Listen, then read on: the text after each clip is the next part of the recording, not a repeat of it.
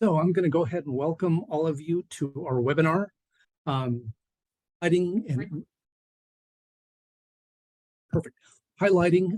our AMSSM Collaborative Research Network Research Summit for April 2023 in Phoenix on the topic of health disparities in sports medicine and athletes. And it gives me great pleasure to introduce our panelists today, Katie Rizzone, Caitlin Nicholson, and James Smith. And what I'm going to ask each of you just to give a brief introduction about yourself, and then we'll launch.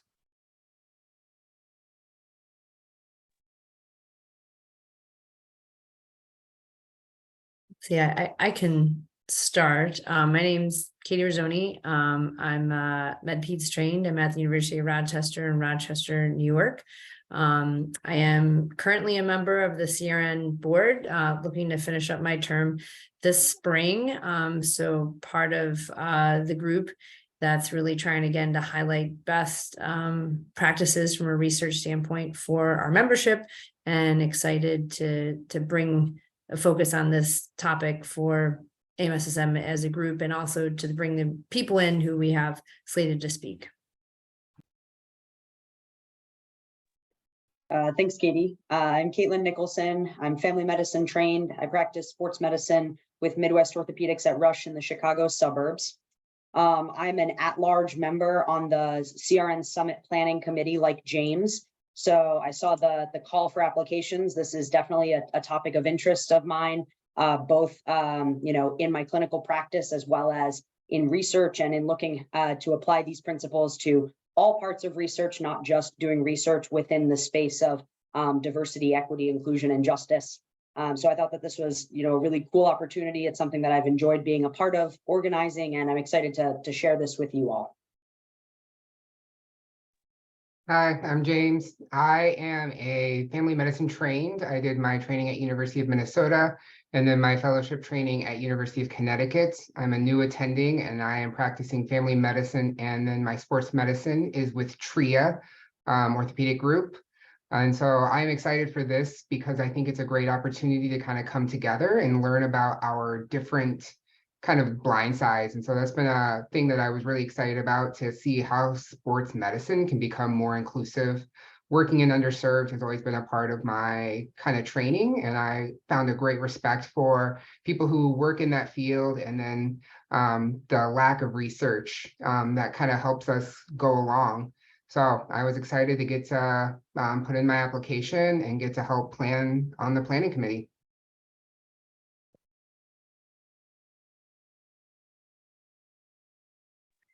Hey, Jeff, you're still muted. Sorry. Great, here we go. Thank you, Katie. What I'd like to do is just make this a very free-flowing discussion, and I thought I'd launch with a few basic questions to throw open to the panel. And then if you in the audience have questions, feel free to text it across, and I'll be glad to ask the questions, and I'd like to cover as much information as we can.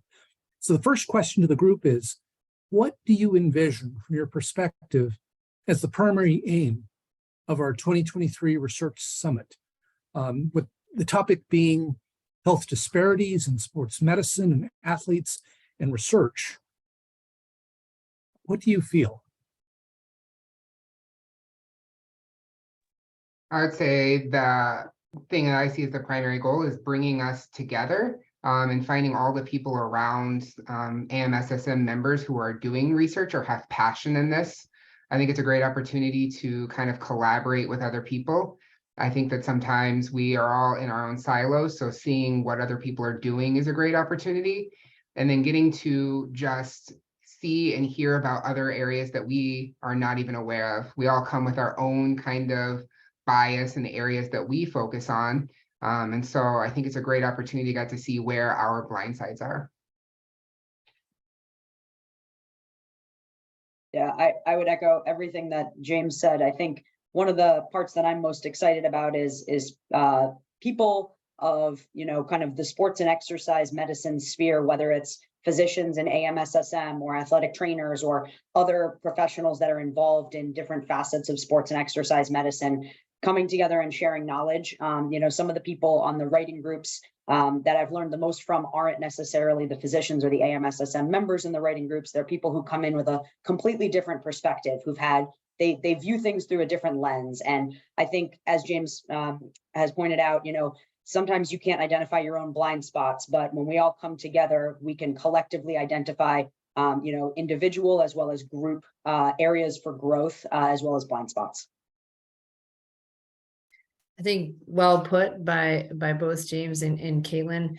I think just there's still a lot of excitement from me just in that we lost a few years of getting together in person, and I feel like the energy we felt at the annual conference last year was just so strong, and I felt like even just we try to communicate virtually, and I think engage and collaborate and ask questions and try to think about answers together as both an entire field, but also within groups of research networks. And I think as an attendee of the previous CRN summits that we've had, both in sports specialization and then exercise medicine and physical activity, some really big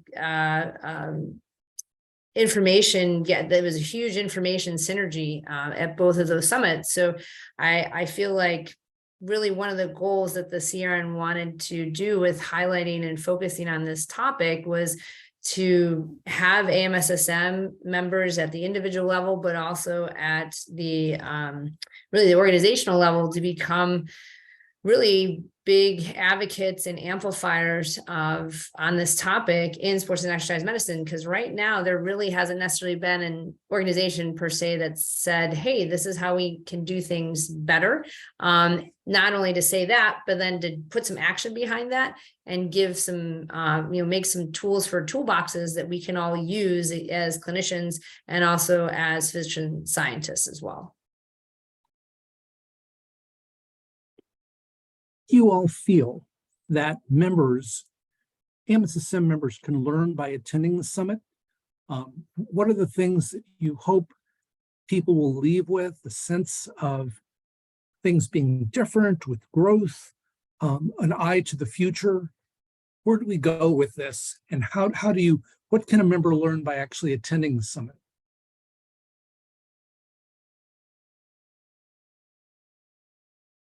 To continue what Katie was just saying, my hope when people attend the summit is that they do leave with not only tools for doing research in this space in justice, equity, diversity, and inclusion in sports medicine, but also how to apply these principles to any research project that someone might do in sports and exercise medicine. Because the reality is, when you're looking towards publication, major journals are requiring a statement that acknowledges that you took into account the diversity of your team, you took into account the diversity of patient population when you were developing a clinical question. This is going to become an integral part of the research process, and it already has for many other specialties or many other research focuses. So this is going to become more and more the way of the future, and I would look at this conference or this summit as a way to kickstart that, especially if you're not comfortable with this, because that's going to become more and more of the norm. The same can be said about clinical practice. I think we all know that the patient coming in with knee pain is not all going to get the same treatment, depending on age and activity level and things like that. But if you can approach different patients with these same principles of equity and of inclusion, things like that, it might give you additional tools for clinical practice too. Yeah, I think that's the topic of getting, like, the topics of the groups that we want to kind of include, but also just like the foundation of like actually doing research. I think that as clinicians sometimes can be quite daunting, and coming up with a question. We all have areas that we want to kind of learn more about and ask questions. And so I hope that coming out of this, people find assistance and confidence in being able to come up with those questions. And that they can find the tools that we have and narrow it down, find a population, And then also kind of looking at what research is out there and being able to apply a lens to see, is this kind of diversity and inclusion like responsive, and is it applying those principles? Because we have a lot of research out there that doesn't necessarily involve that. And so as an organization, hopefully we can take a look at the research that's already been done and find out where there are gaps that we're missing and people that we have kind of excluded. And I think the only thing I would add to that is that we did, throughout the day, it's going to be a typical kind of summit setup with, there's a fair amount of talks and reviewing of information, but we do have within the schedule working lunch, where we really want this to be an opportunity for attendees to, whether it's through observation or listening, but also could it actively engage in meeting up with others with similar interests, whether it's clinical interests or research interests, because the C in CRN is for collaborative. So we really, there's, I think one of the things that I know Jeff's going to highlight this, that I've really found with helping to arrange the summit and get together the schedule, is just, there's a lot of gaps out there, and in a multitude of communities and populations where there's just a paucity of data, and we don't really have much to go on in terms of helping our patients. So I'm excited, because I think part of this is to really not just make it a day, but to make it a way of approaching our patients and a way that we approach our research, again, through a toolbox, but also then through finding that network for people, or at least beginning that dialogue, that our hope is that it continues past the summit and past the annual conference. One aspect of our groups in preparation for this summit is that under Steph's leadership, we actually conducted a scoping review of 9,000 articles in North America between 2000 and 2020. Just simply looking at what is available in the field with regard to the search questions of health disparities, sports medicine, and athletes. And indeed, one of the things we saw were huge research gaps, enormous research gaps, that if anything, when you looked, it wasn't like they were just little holes, but there were huge areas that were just simply not looked at. So I was going to ask, James, I knew you're on the Gaps and Priorities Subcommittee, and Caitlin, you were on the Research Methodology Subcommittee. What did each of you learn from the working group and in looking at these topics? What struck you? I think as we saw some of the gaps, I was kind of surprised at some of the areas that hadn't even crossed my mind.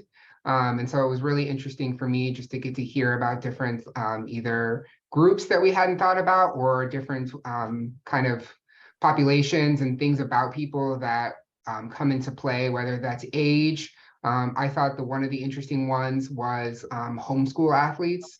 And so kind of competing at that school age. And then religious, in the ways that impacts the way that they feel comfortable to participate or allowed to participate. And so I found that was something that was really surprising, is that there's all of these groups that we don't necessarily think of. And then I think also that kind of led to the also kind of overwhelming idea of like how hard it is to do research when you have such a diverse group. So much research is narrowing down your like pool so that it kind of matches and you can find controls and all of those things. And so just seeing how that is so easy to filter these groups out, and just that it takes a lot of work and a lot of thought and intentionality to include them. And so I thought that was something that was really interesting, but also like kind of a challenge to kind of just put out there and like in the front, like this is going to be challenging. This is not going to be easy. And so that was what I learned. So my group was focusing a little bit more on how other societies or other parts of medicine have done successful research in this space and how we can apply those techniques to sports medicine. And I think one of my biggest takeaways was that some of the most successful research studies, designs, and some of the most successful projects have taken place over a really long amount of time. You know, I can think of one study where before even starting the study organizers spent a year building trust of the Native American community that they were going to work with, engaging community leaders, using them to help craft a research question. Then they did a qualitative study to better understand the current state of that community. Building on that, then they did the quantitative study that I think was their ultimate goal and what they primarily published on.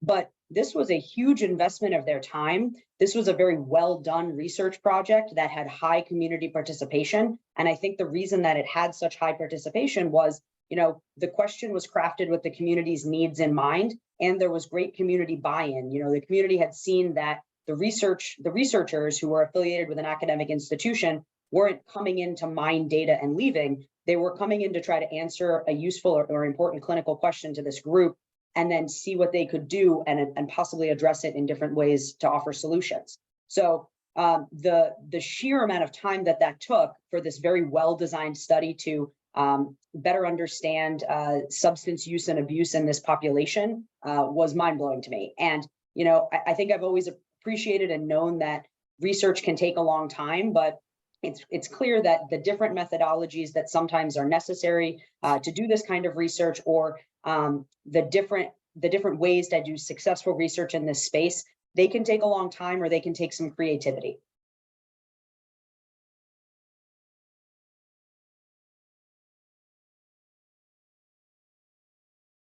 Katie, any comments from your perspective in terms of either the research methodology or gaps and priorities from your point of view? I think one of the things that surprised me, because I wasn't unfortunately surprised about the limited publications that are out there, specifically in the arena of sports and exercise medicine. But I will say it was a nice surprise to see since 2020, in whether it's at a societal level, whether it's specifically at a field level or at an individual researcher level, there are people being very thoughtful about a lot of these ways to move forward from the standpoint of just healthcare and medicine in general, but and there's some good precedents out there. And I think that is one of the goals of the summit, is to really kind of take all these areas that we've read through and all these good examples that we've seen and summarize it in a succinct way, so that people can either, whether it's a reference list, or again, even just as James pointed out, just how to think about potentially communities that they hadn't considered, because in the end, they will be patients of yours, right? Again, whether you do research or not. And as Caitlin pointed out, I think that I'm excited to point out different types of methodological approaches. It may not apply to all questions or all populations, but I think even the most experienced researcher out there is going to find that there's some little tweaks that they can make to their research, whether again, it's on this specific topic or whether it's on more like, concussion, these types of themes and issues that are totally interwoven with all of the patients we see, whether it's visible or not. So again, I think for both folks that maybe don't do a lot of research, but then also people who are very experienced researchers, we're going to be hitting some of the highlights that I think will really be cause people to look about this in a thoughtful way. One of the concepts that I began to realize is a model from Nicole Kanicki, that when you look at populations that you study, there's a group in the center, a group that's privileged, that have been well studied. They come from a relatively high socioeconomic status. They have resources. Things in terms of society tend to go for them. And then as you begin to expand your perspective, you see that there are groups farther in the, whether it has to do with race and ethnicity, or lower socioeconomic status, or language barriers, or ability barriers, or race or geography, or have-nots. And those are the groups that are blind spots, that they aren't studied. When you look at convenience samples, you look at people towards the center. So when someone does a study on 12 cross-country athletes from an urban middle-class community that has a lot of support in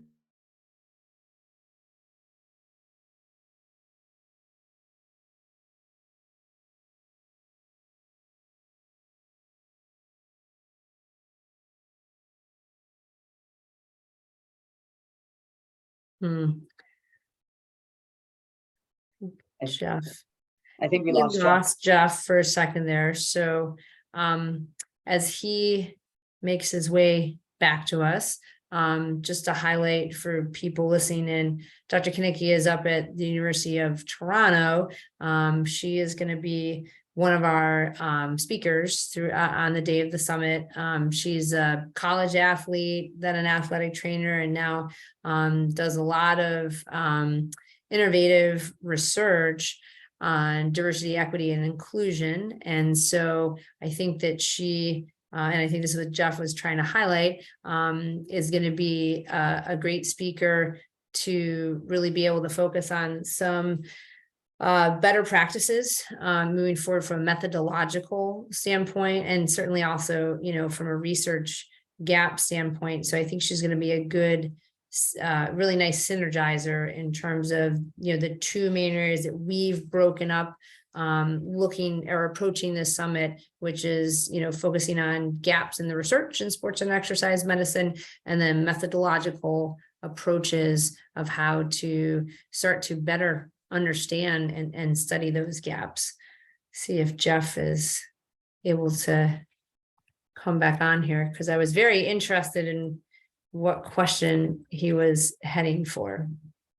While we're waiting for Jeff to come back on, is there anything, I know both Caitlin and James, you're at the, I would say the beginning of your story of your career in sports and exercise medicine, and we very much purposely wanted to include the perspectives of folks just, really kind of beginning their pathway. So anything that you can pass on to maybe some of the younger members who are going to be looking to attend, whether it's for a resident or fellow or new attending standpoint, that you think would be really helpful for people just starting out, especially those who may or may not have time or resources to do research?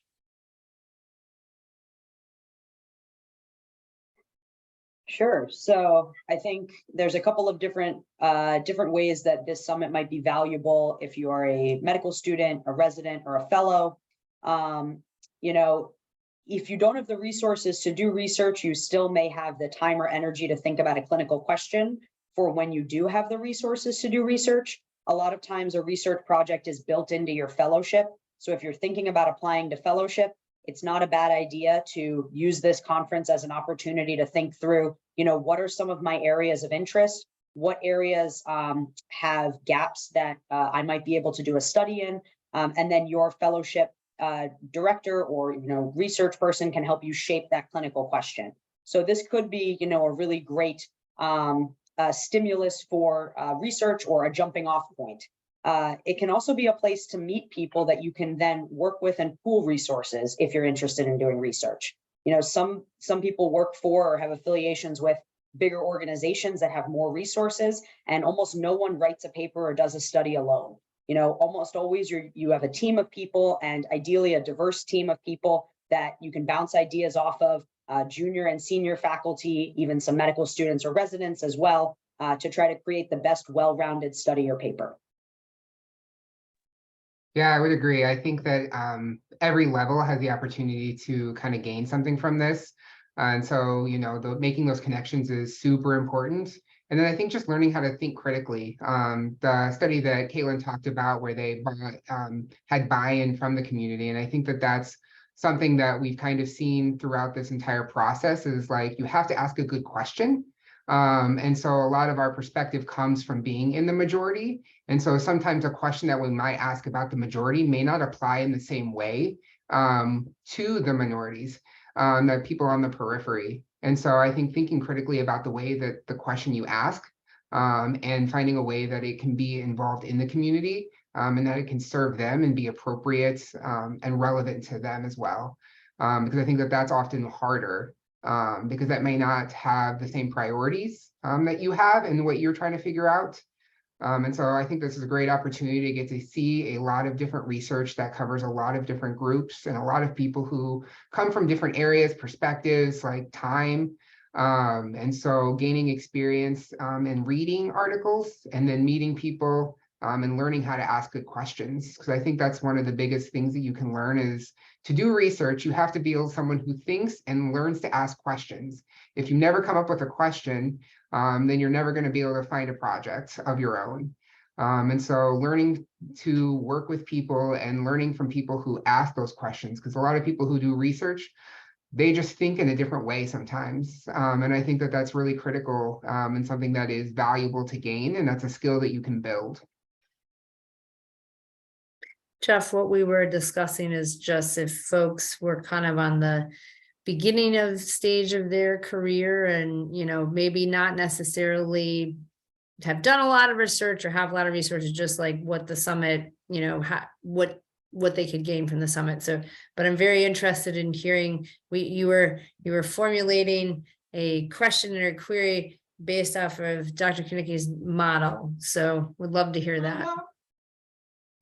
In fact, what I was going to ask the group as a whole, because we're really, I view us kind of like as a roundtable right now. If there are any suggestions from the group about what are groups that are kind of at the periphery that from your perspective might be underlooked or neglected. One question that our research priorities and gaps group is looking at is, are there certain groups that we don't think of?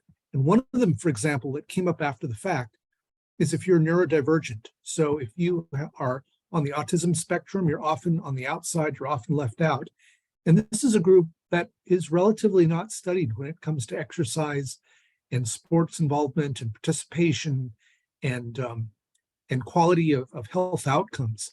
So just an open question to the group as a whole. Are there any groups in the periphery that you'd like to bring up or talk about that you feel might be neglected?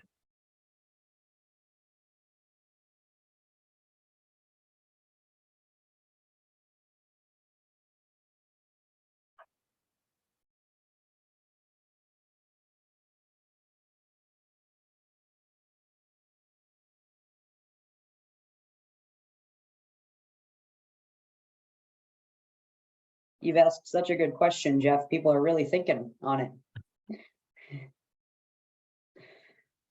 So I'm going to move to another question to our group. What surprises did you discover in the process of preparing for the summit? What are things that you didn't expect to find that altered your perspective? I mean, I'm going to share mine. That I think James first brought this up, and as we began to look at research on underserved populations, we tend to think in blocks. So we tend to think ethnicity, Black, white, Asian, men, women. But we don't think about the shades of people in between, people of mixed ethnicity. When you look at college students, so many now, it's hard to quote unquote fit into a category because they really identify as mixed ethnicity, blended. I think the whole issue of trans athletes opens the door to a whole different way of looking at athletes and athletes' needs and perspectives and concerns. The whole group of athletes that have been abused emotionally or sexually are another category that seems to be neglected. So I was very much surprised that there are many athletes that don't fit into a typical category, and they have needs and they have issues and they have community. And how do we go about studying, being a resource, listening to that? Any other thoughts, surprises?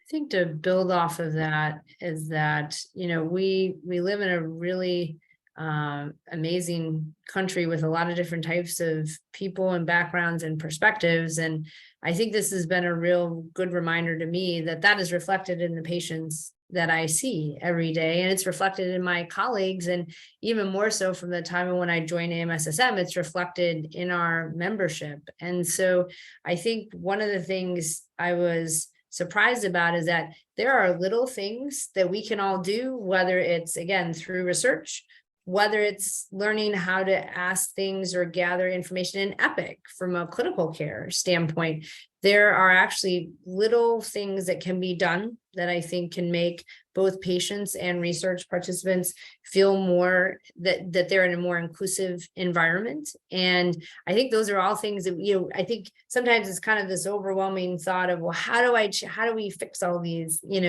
exclusivity problems? How do we, really kind of approach this from a more systemic standpoint? It's like, it can be very overwhelming. So I think one of the wonderful surprises, but I'm like, hey, there's some very concrete, literal solutions out there that we can probably all gather and utilize. So that was a nice surprise.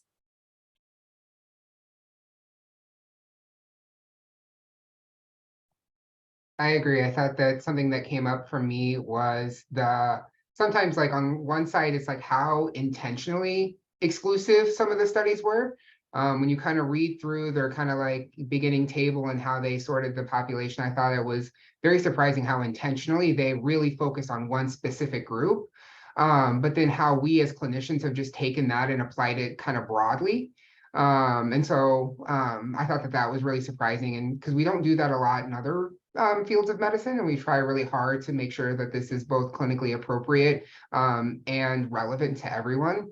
And then on the other side of the people who have done really well and asked really good questions, ways that they kind of brought into the community and the little ways that they made people feel inclusive, whether that's, things like letting them self-identify rather than be identified, and other little things like that.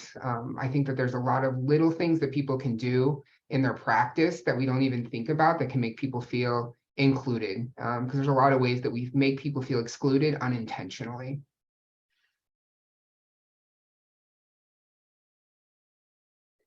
I think these are all really great points. I think mine might be a little bit more data or analytical, and going back to being in the methodology group, it does tend to be kind of an interest of mine. But one of the things that was most surprising for me is that people who do research in this space use established frameworks and they use established models to build their clinical question. I think that the people who James might be mentioning who are designing excellent research questions are probably considering intersectionality and how the intersection of different groups may affect individuals in different ways, and that that there are many different levels or shades of socioeconomic status, of race, of ethnicity, things like that. So really there can be a lot of complexity to what might seem like a simple or exclusive research question, but you're not developing this question alone. There are a lot of resources out there. And I think I was surprised by the amount of established frameworks, or what are considered established frameworks and ways to build a clinical question and to build a research study off of. Yeah, just to have a second answer and to synergize off of that, one of the other surprises I had is there's a lot of great organizations out there. There's great, I think AMSSM's a great professional organization, and I've benefited from the personal and professional connections I made through AMSSM, but there is a lot of community, either at the state level or again, like the very local level, or even at the national level, organizations who are really champions of a lot of different aspects of patients that we see. So I guess maybe two things I'll highlight very briefly, because I think we may have lost Jess again, is that I know not everyone who wants to attend is going to be able to attend the summit. So one thing I would encourage folks who, again, just can't get there a day earlier, or can't just come to AMSSM period, is that there is a great kind of network of all different types of organizations and individuals working out there to advocate and amplify voices that are often not included or heard in terms of the types of athletes and patients that we take care of. So looking, whether again at like a local or regional or again, national level, if you are interested in being involved, with a certain type of athlete or population or community, I think there's a lot of great organizations out there. So you can, even if you can't find it within AMSSM, I think there's some great resources out there. I think the other thing is that I don't know if we as a leadership group have decided, like, kind of what exactly happens after the summit, in terms of, we've talked a little bit about whether there'll be some type of formal, kind of interest groups, whether that would be on Collaborate, or again, whether that is going to be set up more organically with members of AMSSM, again, with similar interests or arenas that they really want to be able to add more information and data and understanding to. So if unfortunately, that you're not going to be able to attend in person to the summit, be on the lookout for post-summit and post-conference in terms of us getting out information about the conversations that occurred. And if there are certain, again, kind of interest groups from a research or clinical standpoint that may be forming after the summit itself. As one of my leadership roles is in the communications committee, is to do Collaborate. So we're bringing it back. It's going to be great. This is a great opportunity to kind of continue those conversations. And one of my big goals for Collaborate overall is just to continue conversations that happen at the meeting. I feel like a lot of great conversations happen for those of us that are able to attend, but then sometimes they just die out. And so Collaborate will be a great way to kind of continue those conversations after. And then for those people who are kind of tuning in either virtually or who are listening to things kind of after they've streamed kind of the recordings, to be able to continue in on the conversations. So Collaborate will definitely be a part of our further steps. I'm seeing that Sydney Cheng has put some great comments in the chat, just kind of synergizing with the questions and comments that people have been making. I think, also just highlighting that we don't know what we don't know, right? And that's the type of thing where I think hearing the different perspectives, whether it's going to be from the speakers at the summit, whether it's engaging with other attendees, which again, we are trying to be very purposeful about that. I think that gaining those perspectives and then kind of applying it to your clinical practice, but again, also from the standpoint of designing research studies is going to be very important. And I think one of the things that I've been involved in both the scoping review and the methodological group, and just, Dr. Cheng, Cindy had put in the comments about trust and, kind of building off of what Caitlin said.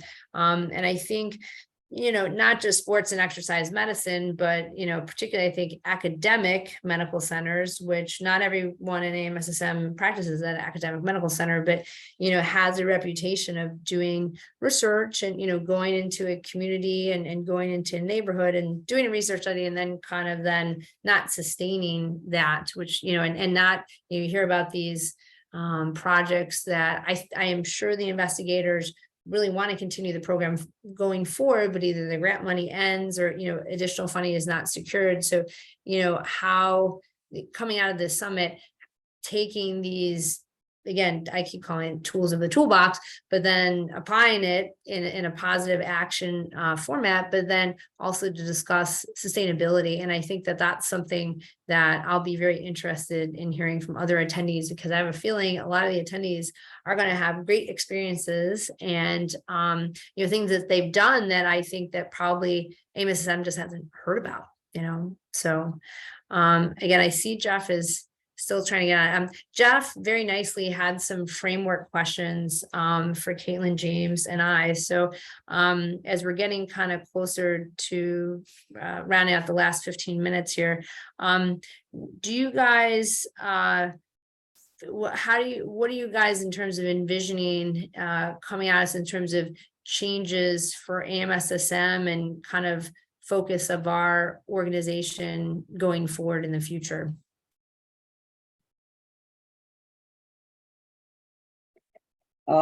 In going back through some of AMSSM's position papers or other research that was published, it seems like there are certain research topics that become in vogue for AMSSM. There are certain topics that people really dive into and publish a lot about. And I would be, interested or hopeful in seeing that this area becomes one of those topics. And it doesn't necessarily have to be in the next couple of years. Maybe this is 5 to 10 years down the road. But, just like we know so much more about concussion than we did 10 years ago, it would be great to look back, 10, 15 years from now and say, this summit was really something that kicked off AMSSM's interest in studying diverse populations or applying justice, equity, and inclusion frameworks to our research and looking at our research questions through that lens, kind of changing research priorities or creating this as a research priority or focus for the group. Yeah, I think that that's something that I think is going to be really cool, is just to be able to go back and think about the stuff that we have and seeing if we can adapt it and make it better.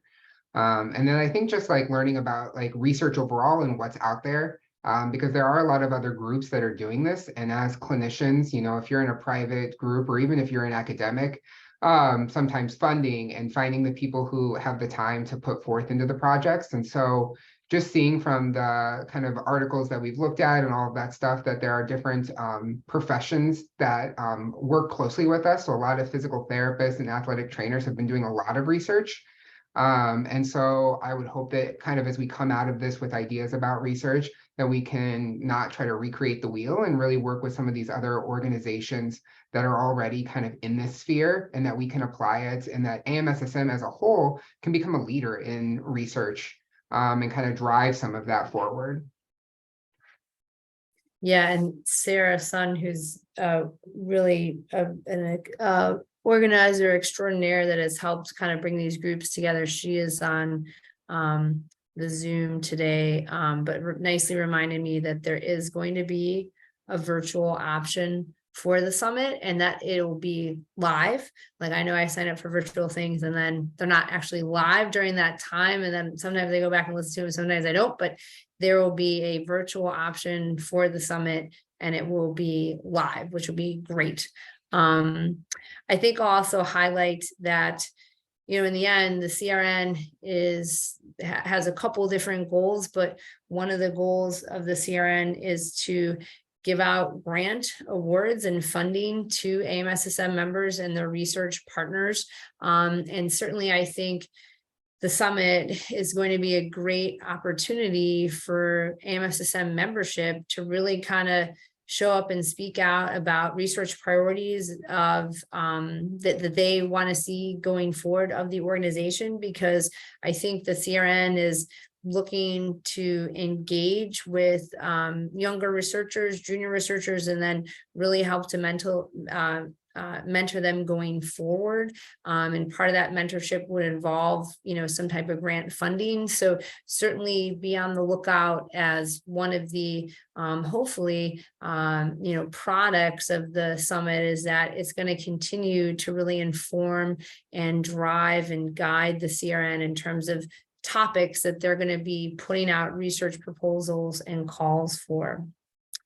So for people on the Zoom, is there any questions or comments about the upcoming summit?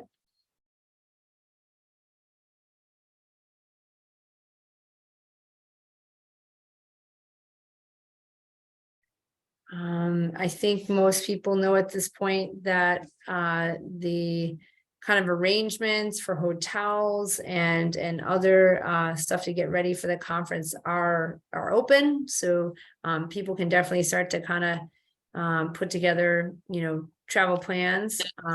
Hey, Cindy. Hey, Katie. Hey, guys. Thanks for taking your time. I had a quick question, and only because I've been signed up for a couple of different things. Was there a sign up in terms of breakout groups for that day in terms of the interest of what we wanted? And could you reiterate what those breakout groups are for the listeners? Yeah, I know that we've been in discussion for what the breakout groups will be. Caitlin and James, correct me if I am wrong. There's been a dialogue ongoing about that. And we do have specific kind of categories or themes that has not, I don't believe, been a part of the sign up yet. And okay. And Stephanie is very nicely putting in the chat that'll be Steph is correcting us. They're part of registration. Great. So thank you. So what Cindy's referring to is, I had mentioned it a little bit earlier, is that there is going to be a specific time that we want people to not just listen, but to dialogue. And I think it's going to be potentially I know I'm going to have a hard choice of what kind of interest group or specific arena I would like to go to. So we are going to have facilitators as a part of each of those groups. And certainly, again, I think one of the exciting things to potentially come out of this is that those conversations will not just happen during that short time frame that we have at the summit or at the conference, but that'll drive dialogue going forward. So Cindy, I think a lot of those details will be involved as a part of the registration process. Well, I did register and sign up. I just forget what I did because I think we had to do choices in order. But my question is, if we have a group of other people that are attending that we collaboratively, we've already decided that we want to do research, how can we ensure that we can all be part of the same?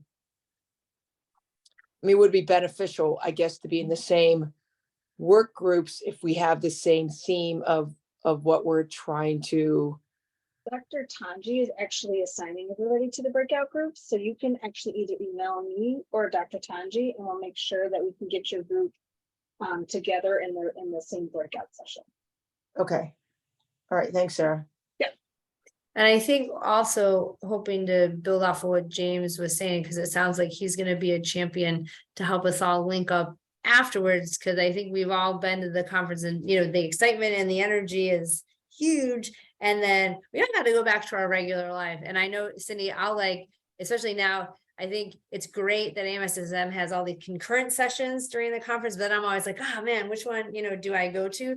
So I hope that that's something in case you end up in a group that you weren't expecting to be in, or you want to change that group. I think, it's all going to be adults attending. So I think we can all kind of end up figuring out what's interesting to us, but at the same time, then folks like James can help connect us on the other side of that, particularly if it's a specific group who wants to continue to meet up, and to really then, keep that conversation going.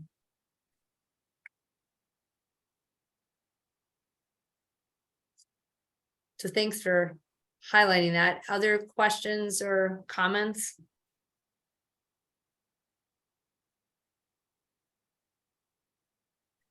Jeff, we were just discussing some logistical framework. Cindy had a question about the breakout groups, and we were just mentioning it's part of the registration process. Is there anything that you wanted to add to that or give context on there?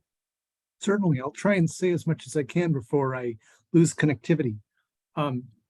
Cindy, I'm really excited about the breakout groups because one very important part of this research summit is not only the information from the didactic speakers, but also to gain insights and perspective from the membership. And I really mean junior members as well, because as we move forward, this organization is going to belong to the junior members. So our plan is to have a relatively young moderator and an older moderator at each of the tables, have groups of maybe 8 to 12 with specific topics that you'll be able to sit in.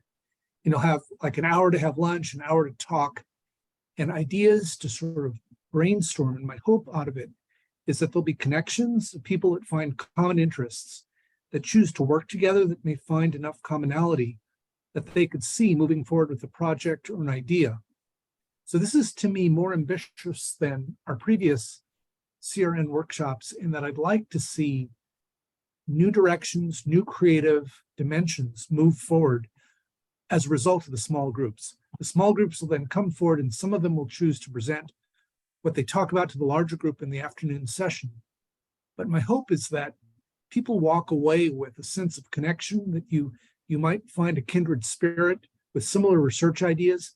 And I'm not talking about people that are necessarily all senior researchers. I'm looking forward to very young junior researchers finding an interesting direction or a concept or an idea that they choose to want to pursue. So that's my hope, that this is all about connectivity and sharing ideas and sharing perspectives that might have been neglected.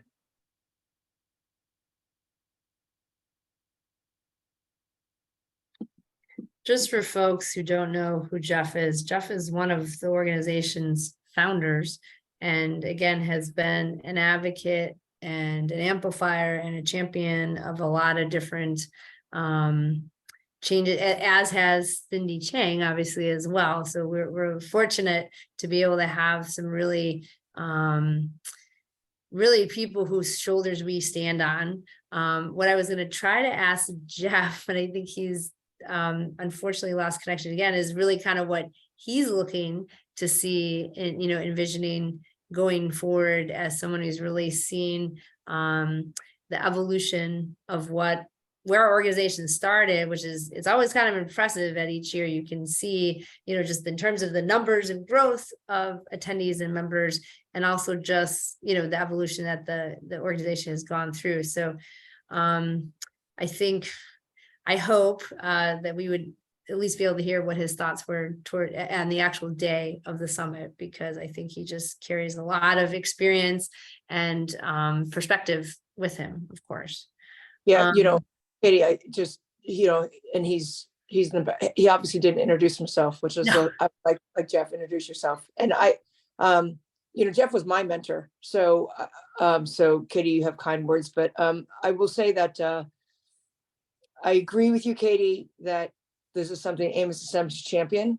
I just did a peer review. I just did a review of an article for journal of submission of this very topic, of how many articles they did a really small review, but how many articles from select journals, and they were all sports journals, mentioned race or ethnicity, as a demographic. And so, I mean, this research is happening, we all know that BJSM now is for the past year and a half, you need to answer questions about, the DEI aspect of your research, meaning, did you consider this, et cetera. And so that's, I think, Caitlin, you mentioned that. So I think I agree with you that this is kind of the launching pad. We should, and it's nice to have John as the, BJSM editor-in-chief, and a founding member of the CRN help lead us in this as well. So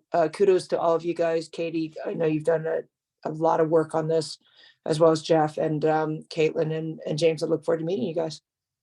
Thanks. Thanks, Cindy. I don't know if we'll get Jeff back. So any other questions or comments from attendees as we kind of near the hour time frame here? We do have the breakout groups listed over in the chat. I will read those off for folks that will be listening to us. We have racial inequity, ableism, sexism, heterosexism, transphobia, interpersonal violence, socioeconomic status, geographic location, education, ageism, religion, mental health, and foreign language accent. So just so people can, if they haven't registered yet, can start to think about, again, kind of interest groups they have. But again, I think part of what we'd like to do as leadership of the summit is really just not have it just be this day, but to continue the discussion going forward.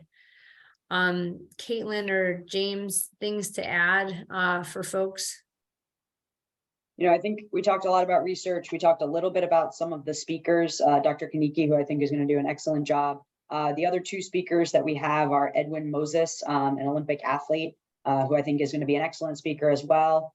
And then Dr. I might mispronounce his name, Okonami, I believe, Dr. O, who is also going to have an excellent perspective. And I think he'll be a fantastic speaker too. So if you're less interested in the research aspect of it, you could see three really fantastic speakers as part of the summit day. And that's something that we didn't really get to touch on much tonight. Perfect. I think that, yeah, the speakers are going to be great. And I'm excited to get to kind of talk about research. And so learning to do research, and even for people who are not necessarily doing research specifically targeted at DEI topics, as Cindy and Caitlin mentioned, the requirement to include those kind of thought processes and answer those questions. I hope that this gives people an opportunity to kind of learn how to do that well. So it's more than just checking the box, but actually thinking about that when they're starting their studies and building their population. So applies to like all research, not just research specifically directed at these groups. And just to even highlight, as Caitlin was pointing out, just that we will have, and I think Cindy mentioned that John Dresner will be as part of a panel. So we'll have representatives from BJSM, from the NIH. We're also looking to have athletes give their perspective as well. So we're really going to have a lot of different perspectives and voices during that day. All right, well, I think that about wraps up our time frame of this. So we're looking forward to seeing folks in person and both virtually for this, and people registration is open. And if people have questions, they can definitely direct them towards the organization level at AMSSM or to any of us. I think we'd be happy to answer questions. But we thank everyone for their time, and again, thank both Dr. Clethermus, Stephanie Clethermus, Sarah Sun, and then Annie Myers, our communication guru, to help set this up, to be able to talk about this and get excited, because we are closing in on the time frame. So I hope everyone has a great night. Thank you. Thanks for coming, everyone.